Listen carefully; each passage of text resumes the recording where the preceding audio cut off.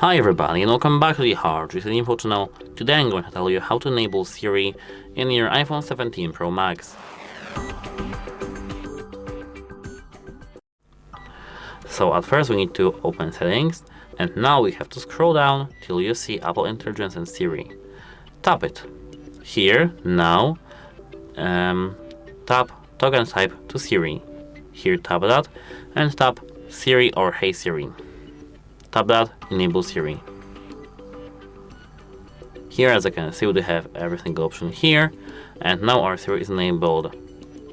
Here, now we can adjust voice of our Siri. The colors of the sky fade. The colors of the sky fade with the setting sun.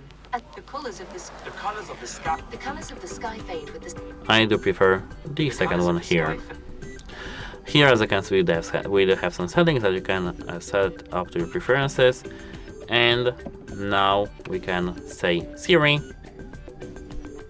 It should work, but as I can see it doesn't, so we have to hold the power button to activate Siri. And that's it. Hope it helps you and have a nice day. Goodbye!